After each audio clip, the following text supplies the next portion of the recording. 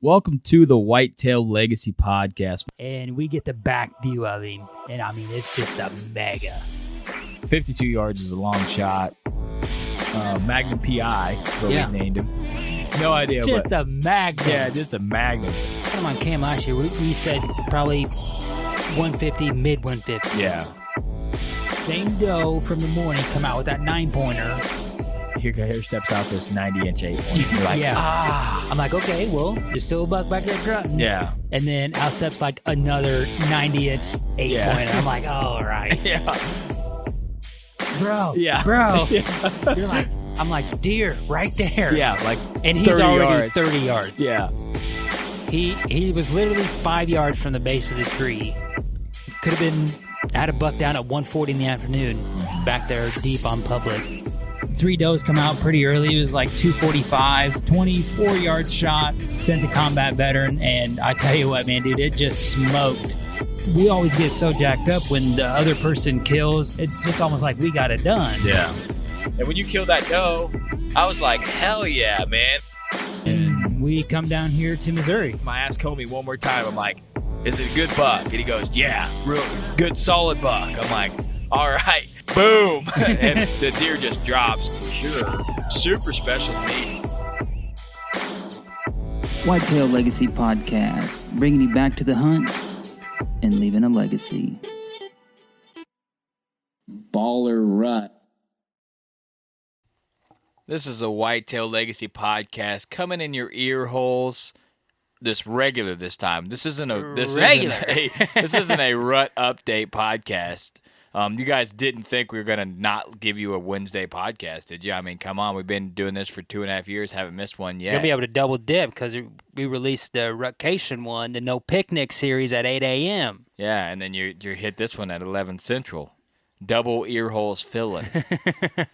All right, well, we have Logan Sellers on today. Logan just got into the mobile hunting game, and he was successful on his 4th hunt, guys. God, it's so epic. On a solid buck, too. So we get into kind of why he switched to mobile hunting, what he was thinking, a little bit of what gear he's running, and just like anybody that's beginning out there or thinking about transitioning, we talk about some stuff that he struggled with at the beginning and then got better with. A lot of good intel on here, and especially if you're interested in getting into mobile hunting or, are mobile hunting, a lot of good stuff in here. So let's get into the people that make this possible. We'll get into the show. Start off with the Veteran Broadhead VIP shout-out. You got the shout-out, homie? Yeah, this week's shout-out was sent in by Tyler Wax, and he would like to nominate Elwin Wax. So, Tyler, we appreciate that. I did get your message there, man. We started this Rutcation here, so we are balls to the wall right now, so I hope you're listening. And I just want to say I do appreciate you nominating Elwin there, and we appreciate the service. And we cannot wait to send a combat veteran. We've been begging to send a combat veteran into something. It's funny. You go into a spot to hunt does, or you be like, oh, yeah, I can shoot a doe here. No does anywhere. Just bucks is all we see. Just small bucks. Yeah. I'm like, okay. All right, you got Exodus? Yeah, this week Exodus ran a kind of a special. They ran a scrape week last week, and kind of a cool story here is Tyler Jones from the Element podcast come up here to Illinois from Texas and was able to shoot a giant 8-pointer on public land, and he actually ran an Exodus Lift 2 on video mode and had that deer hitting a scrape on it the week before, and that was all done through summer scouting, I believe with Jake there as well. So that was a cool thing to tie together that, all that work we do in the summertime can be rewarded, especially if you are, out of state and stuff. It's just cool to have that come together like that. And the video of that buck hitting that scrape on that Lift 2 is pretty baller. So be sure to check out Exodus Trail Cameras, ExodusOutdoorGear.com, 5-year no BS warranty. All right, let's get into Hunt Reminder. I talked about Hunt Reminder, something that we found that we thought was really cool that I'm utilizing. I want to give you guys just a little more intel on actually what it is. Hunt Reminder notifies you of application deadlines, specific tag locations, and you go through and you choose each state that you want. So say you want to hunt Nebraska, and you want to put in for a mule deer, you want to put in for this, or you need to put points in for someone for here, you can click these and it will send you an alert on your phone. Because we're busy as hell all the time. We can't even get our own state tags in, let alone, 3 other states. So like Ben from the Bow Hunting League, I know that he could utilize this, you know what I mean? Everywhere that he goes, yeah. Yeah, he's all over the place. So if he ever wanted to get into a draw, Scott, he's always putting in for mountain lion and, all that stuff. So if a guy was out there doing that, I think this would be a huge tool. I'm utilizing it just for turkey season and stuff just because I cannot remember anything, or shotgun tags. When you're killing turkeys, you got to get shotgun tags. When you're killing deer, you got to get turkey tags. Exactly. That's the only way I remember it. So it email you or send you a text periodically when stuff opens up and the night before they close. So like the last night before deer season, deer tags close, it'll send you and say, hey, this is the last night that you can put in tags. So I know that's going to save a lot of guys. Because for our county, sometimes there's no antlerless tags over the counter, and going over the counter buying your tags from Casey's is a disaster. Anyways. Yeah, right.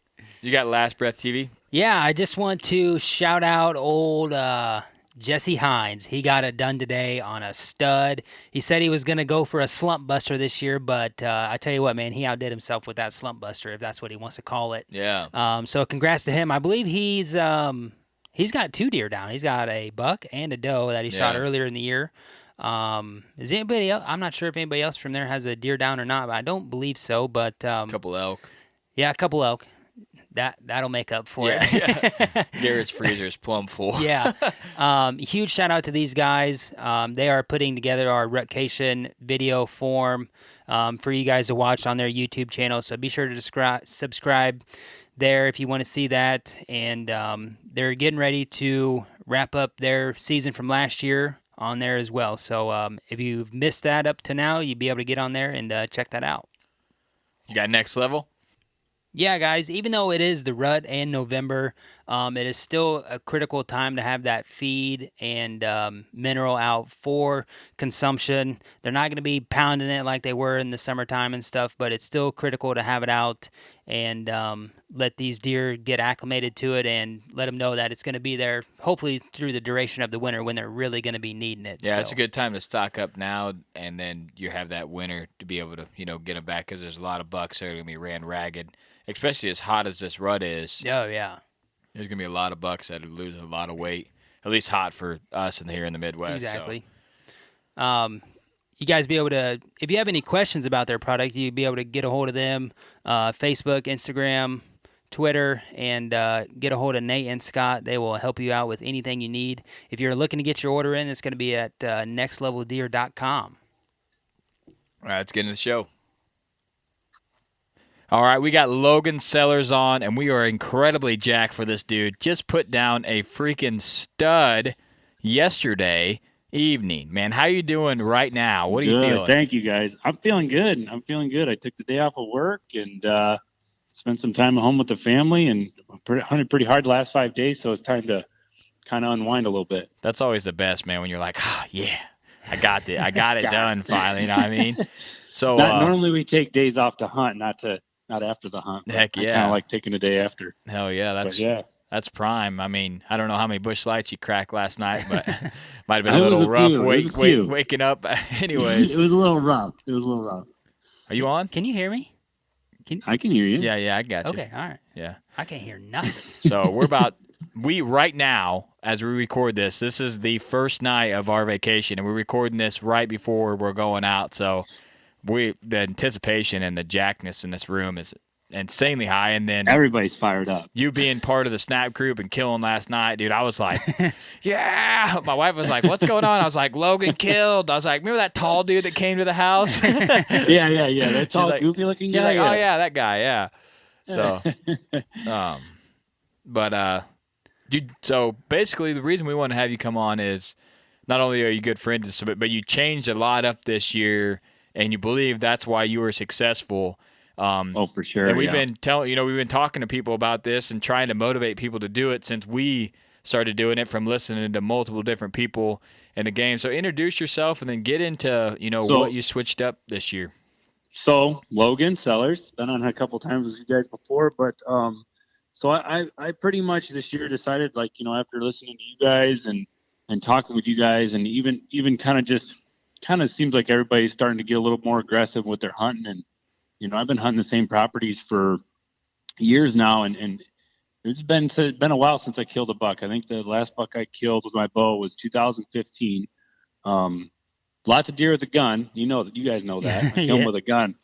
I get that done. But yeah, so it's been a few years, and kind of this year started out. I was going to kind of just do the same thing that I've been doing the last couple of years, plant some food plots, hunt the same stands, same sets, and then I'm like, I started getting some good bucks on cam, and I was really just like, I got to try something different here, and so talked to you guys, got a mobile set up, and really just started kind of getting out of my comfort zone, and I guess going after these deer more or less instead of waiting for them to come to me.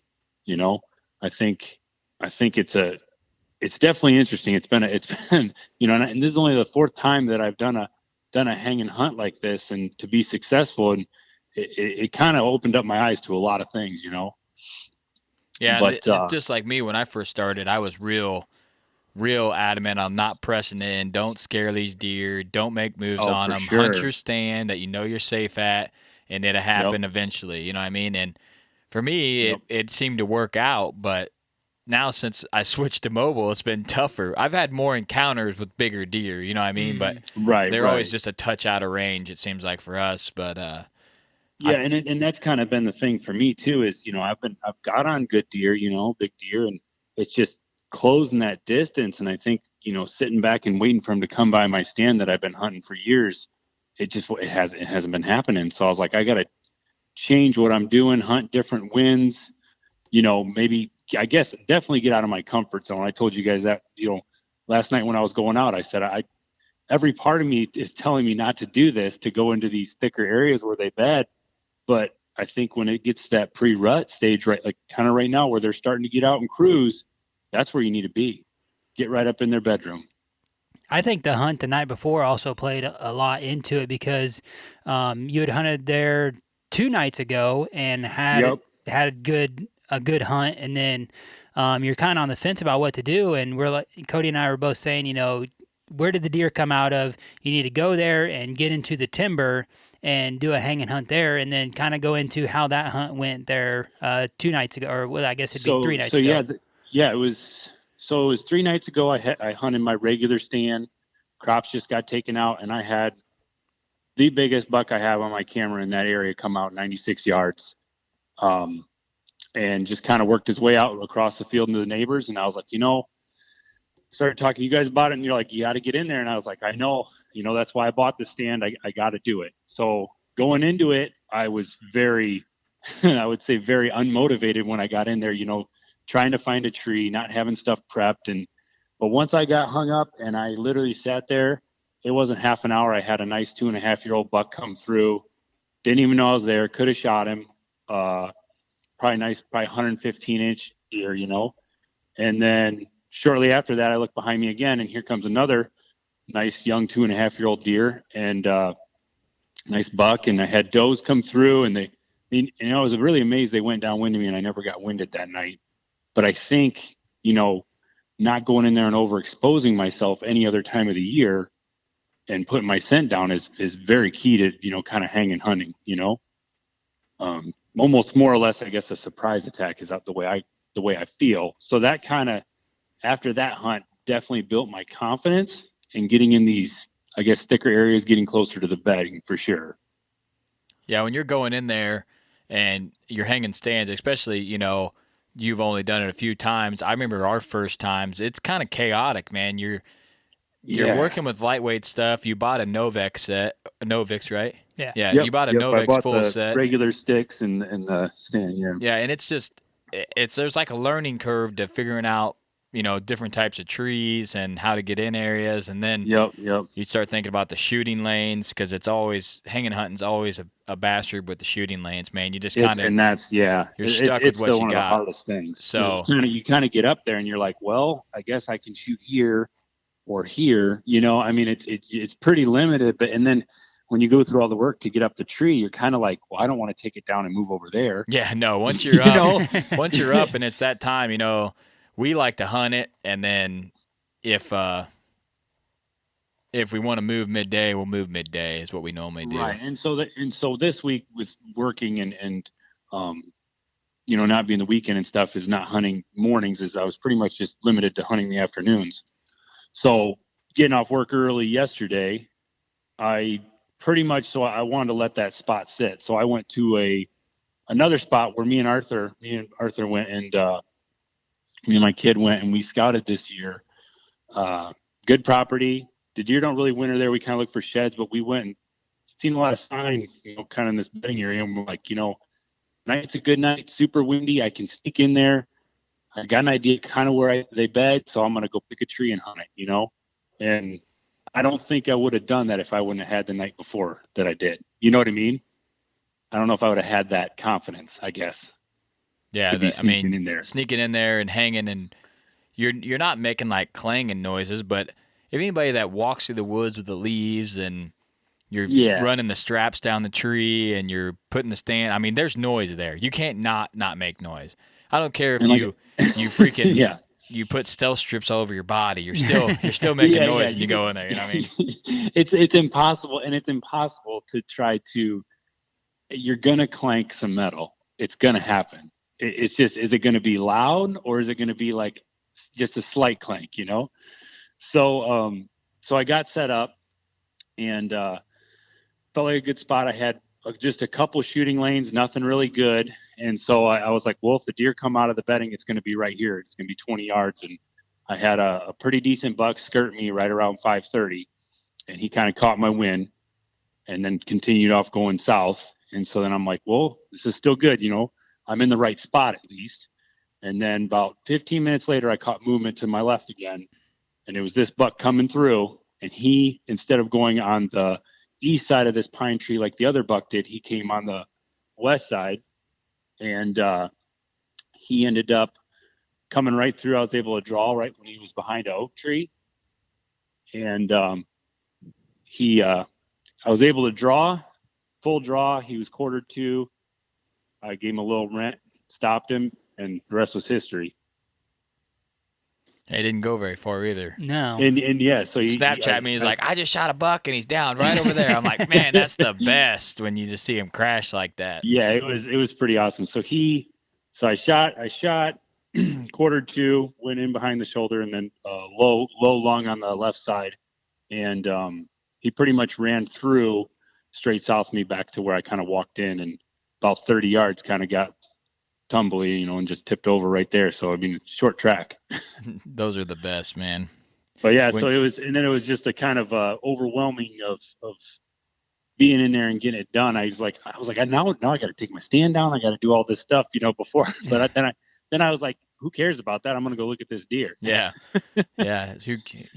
Once you kill the buck, it's funny how quiet I am when I'm going in, and then I kill, and all that shit goes out the window. You're like bringing 4 guys out to help you drag them out. There's scent everywhere. Everybody's yelling. You're like, you don't care. You blow that whole place up. Yeah. in a matter of 5 minutes. Yeah, you're like, I'm on cloud 9 right now. These deer can wait. But right. So the main reason we had you on, you were successful on a buck here in the pre we're at, but your first year ever mobile hunting, and it's been 5 years since you killed a buck with your bow, and you're 4 hunts into a mobile hunt, 3 evenings and 1 morning, and you were successful. So we know there's a lot of people that listen to this podcast. We get messages about stands and what our setups and stuff is, and I always tell people just buy what you can afford, just to be mobile. Oh, yeah. And I just kind of wanted you to break down maybe some stuff that you had learned in just these, 4 hunts that you're talking to a beginner guy that is thinking about getting into it or maybe has it and doesn't utilize it as much as he should. I think the biggest thing, my biggest worry wasn't really the gear necessarily, is getting comfortable with it, but practicing your yard. I think that's something I learned from you, Cody, like, you hanging them up and getting in your yard and practicing a little bit, because that's the only way you're going to get good at it in the field is by doing it. But if you can practice in your yard, you can screw up in your yard a few times, Yeah, set it up, take it down, and shoot out of it too. And that's the other thing too, is these stands are smaller. I would say shooting out of it in your yard is very helpful as well too, because it's not very big stands, No, it's and definitely smaller than someone that's used to like a ladder stand or a big game, or right. like the scrape tree stands. Oh Oh, yeah, yeah. We big we time. sat in that one on our scrape tree. I was like, man, this thing is nice as Oh, hell. I know. It's like I get in my preset stands, and I'm like, oh man, this is like a Cadillac here. Yeah. A Every time little more padding in you the climb seat, up, you're but like, man, I'm done. I'm hanging my bow up right now. This is it. So, but for sure. But I think, and then I would say,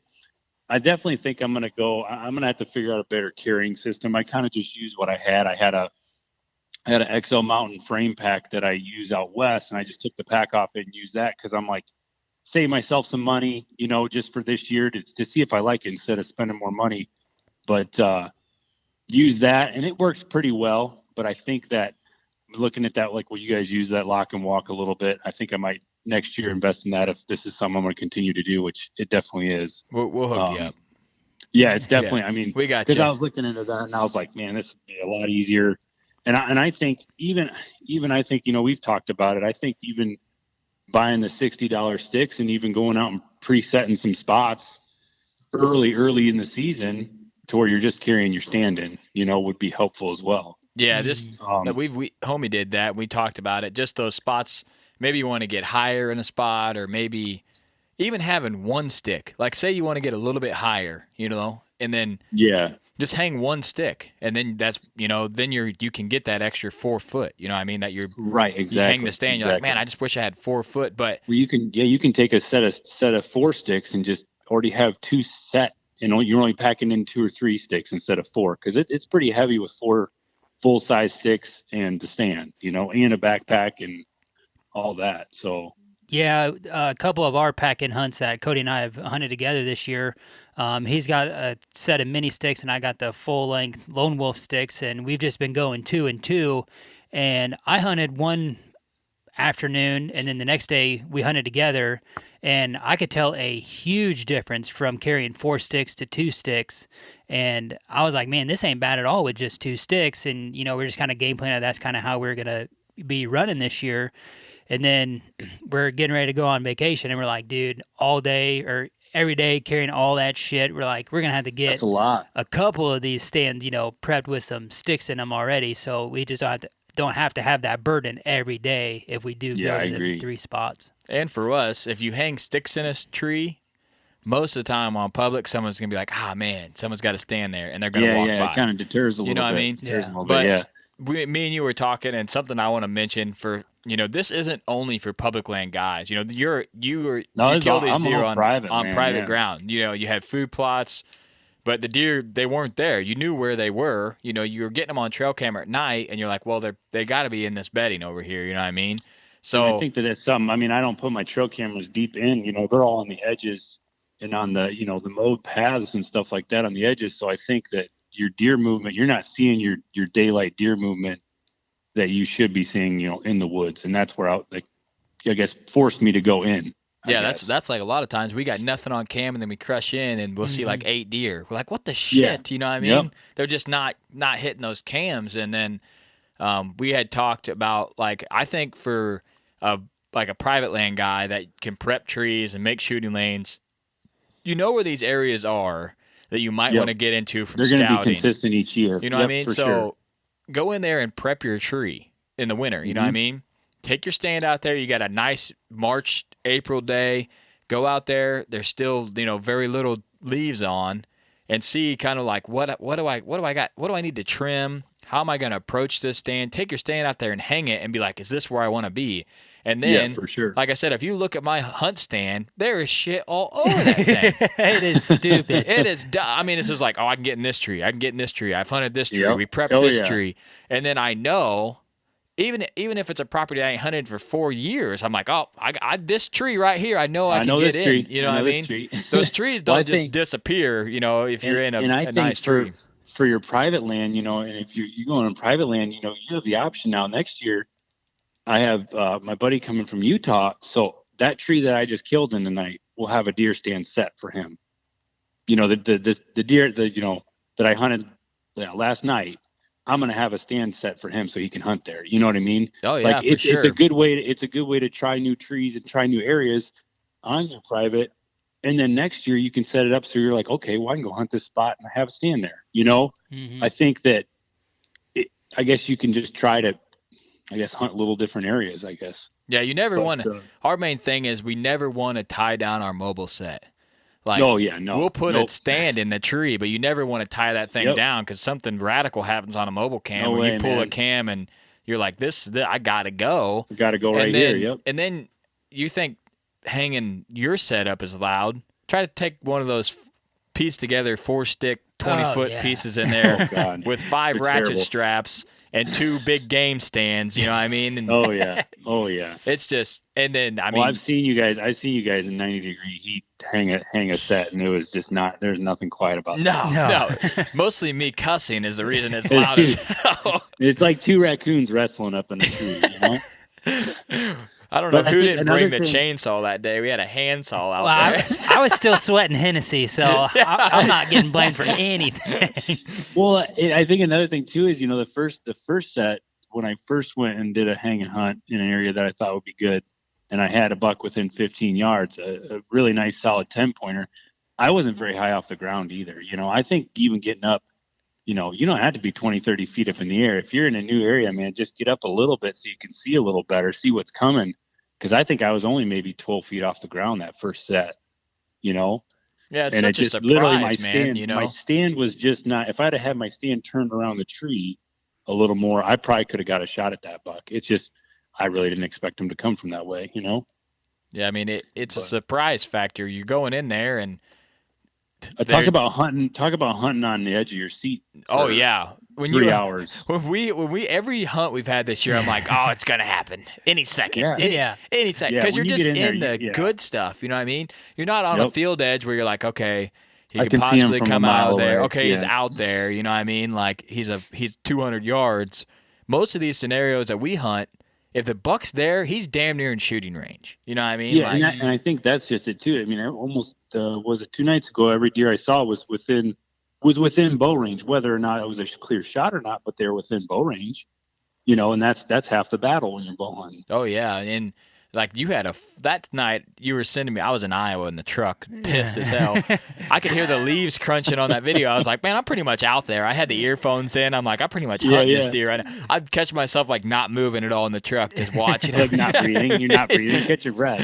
Yeah, but I'm just super jacked for you, man. We had I talked to you appreciate it, about guys. it, and you had asked a lot of questions, and I was just like, just buy the best gear that you can and give it a shot.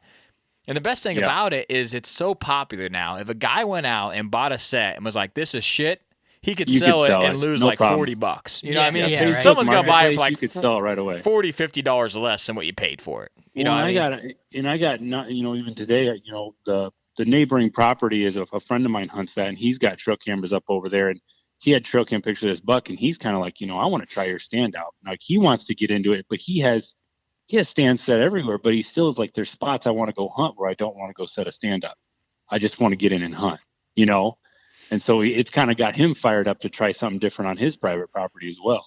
You can't have a stand everywhere. I mean, you can, right. But even the deer aren't going to do the same thing every year after year. I just don't think sometimes they do. The crops, especially around here, it's all crops here, and the crops change.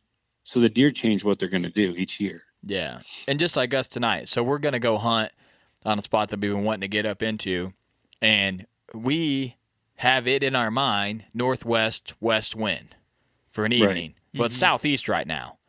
But with a mobile, we can make it happen. We can go just reposition a little farther north. If we had a stand in there, you'd just be like, well, I can't go there. This is and gone. that's exactly, you know what I mean? and I just that's can't get in exactly, there. I think that a lot of times last year I wasn't hunting these stands because the wind was wrong and I had shooters in front of my cameras, I'm thinking, the winds that I think are wrong is when the deer are there. Yeah. That's how you can't it hunt those stands. Usually is how it is. But and you already have your stand set there, you're like, well, I can't hunt there because I know my stand's in the wrong spot. But I mean, if you have the option of moving a stand, or going in and just hunting, then, I think it's pretty clutch to have that.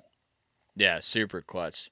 So if you were trying to talk to someone, and just let them know, what would be like the biggest problem that you had with the mobile setup? I think that it's nothing about the gear. I think my biggest problem, and I think I've always struggled with this, is what to wear for clothing Oh yeah, to not get too hot That's super hard. and to pack enough clothes with you. And I think that's hard. I think that's hard. And the other thing, I did have I would say the second part that I struggle with is I try to be mindful and wear a harness with families and, having a family. It's really hard to wear a lineman rope and do that and try to hang a stand and sticks and do all that.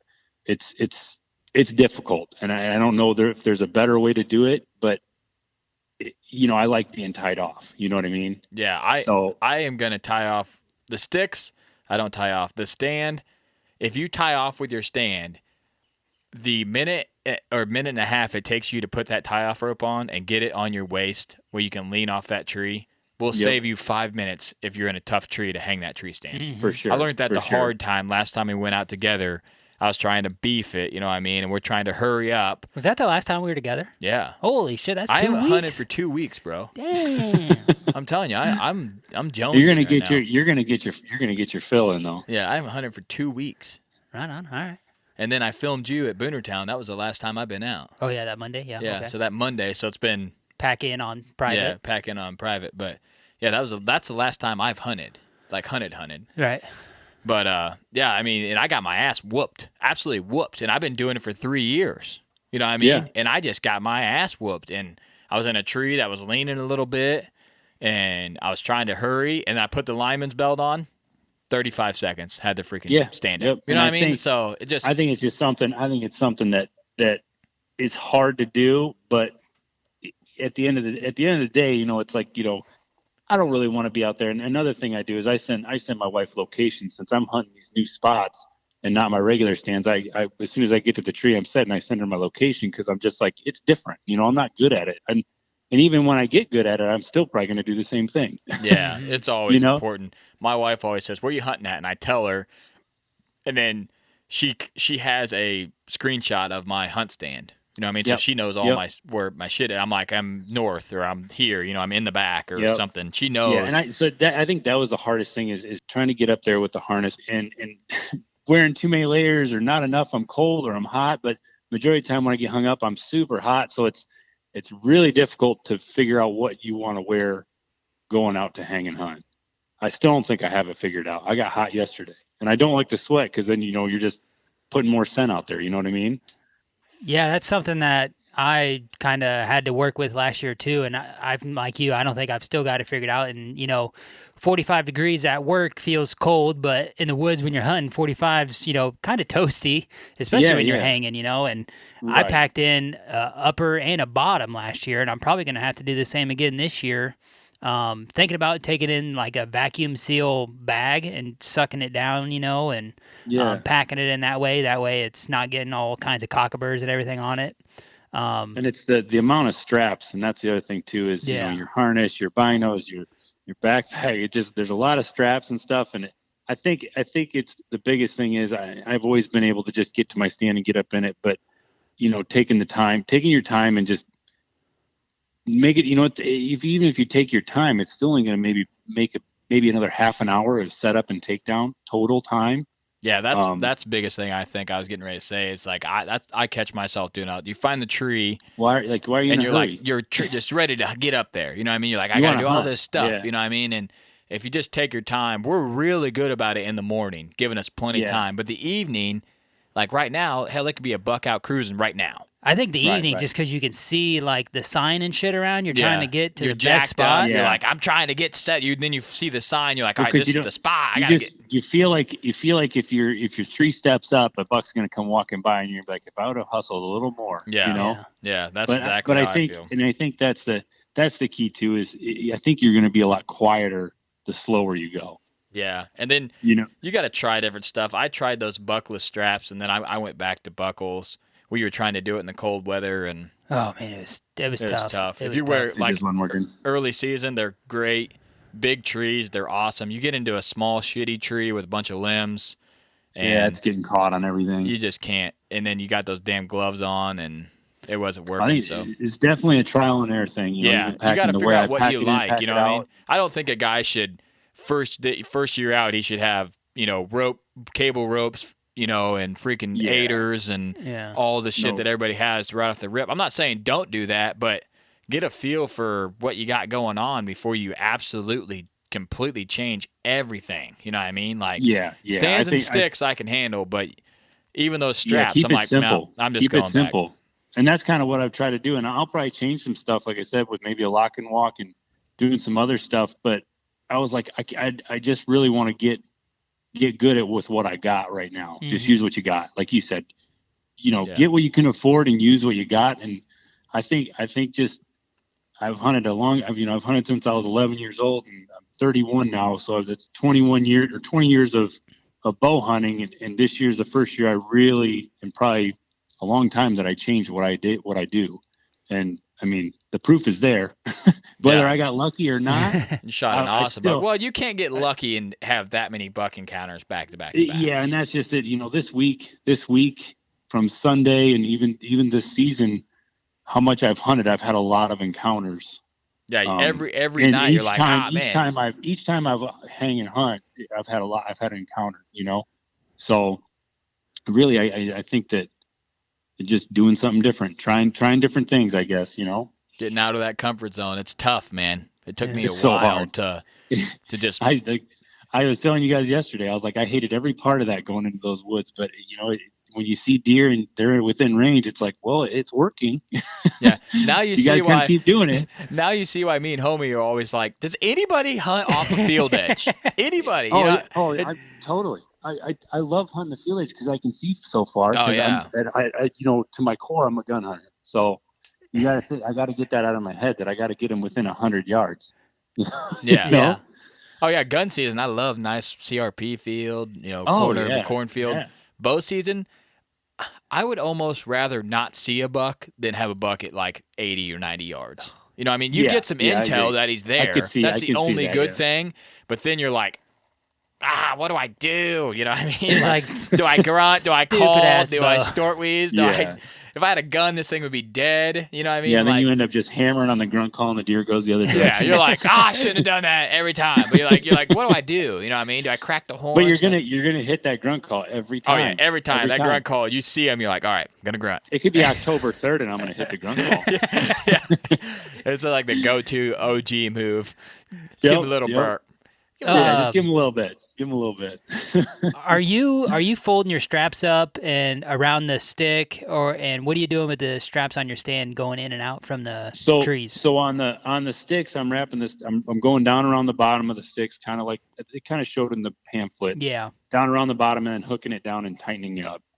And then the 4 sticks get strapped together. They have a buckle on the bottom one. Yeah, make sure that one's on the bottom. And then the 2 straps, I use the 2 straps for the stand to go around those to lock those to the stand. I gotcha. Need a ratchet strap. I'm not using a ratchet strap at all. I'm just using the pull straps. Yeah, use one ratchet strap. It is solid. Everything can be way Is more it solid. just quieter? Well, I mean, it's not. Ratchet straps are loud as hell, I think. Yeah. They drive me nuts. But one ratchet strap, you're not tightening that thing up when you're at the place you want to hang. So you're not making any noise with it. But it sucks everything so tight to your stand. You don't have to worry about a stick clink or anything like that. Yeah, and that's why I notice when I pack out, normally I don't get it as set up as well as when I pack in because it's getting dark and I'm ready to get back to the truck. And so it's a little clanky walking out. But and then I've been using, like I said, the frame to my XO Mountain pack, and it just buckles to the stand. It's like it's made for packing out meat, so it's got buckles, and I just cinch them down and hook the stand to that. So, but I think a little bit better strap configuration might help me out, Yeah, last year my straps were a mess. I just was wadding them up, and I was taking the 2 off my stand and putting them in my bag, and it was just a cluster. This year I'm leaving everything on there on my sticks. I'm running them around like they should be, and it's been a lot better. But just as far as like walking and getting through, for some reason I can't get them as packed as good as I did last year. For some reason I have no idea what's going on, but I think next year I'm going to switch it up from the full length to run some minis and get some cable aiders. So do a little change up there just off something from 2 years of trial and error. Yeah, yeah, and I'm sure as time goes on and I do this more, like I'm still planning on getting another tag, and I'm sure I'll go out, next weekend and probably go do it again because I'm kind of addicted now. Next kinda, weekend, come on kind of down. have to, Yeah. kind of have to, right? Come on down next weekend. But yeah, Bring it I on. got it. It's like I want to go, but there's deer around here too. You got grandma's buck, dude. Yeah. It's so hard. Yeah. You can't be missing out opportunities on him. All right, man. Well, we appreciate you coming on. Yeah, thank you guys. I appreciate all the congratulations and everything, and appreciate all the help, all my questions, and all the times I bug you throughout the summer. Huge congratulations to our buddy Logan. We've been friends with these guys for a couple years, and looking for a lifelong friendship with this dude. Dude kills a giant mule deer. Yes. Did you see the picture of the whitetail next to the mule deer? No, I On didn't. Snap? Oh, dude. Ask him to send you one. It looks Does that dumb. mule deer look Dude, stupid huge? It's got like 18-inch G2s. It's got to have it. It's just ridiculous. And then just crushes a non-typical whitetail. You know what I mean? Having a hell of a year, and he's still got grandma's buck in his back pocket. So Shit. coming in stat for the bow hunting league too. Appreciate that, brother. Yeah. All right, guys. Hope you guys enjoyed this. Get out there. The rut is on. Get in the stand. Hunt your face off. Leave a legacy. Always do the right thing. And Whitetail Legacy is out.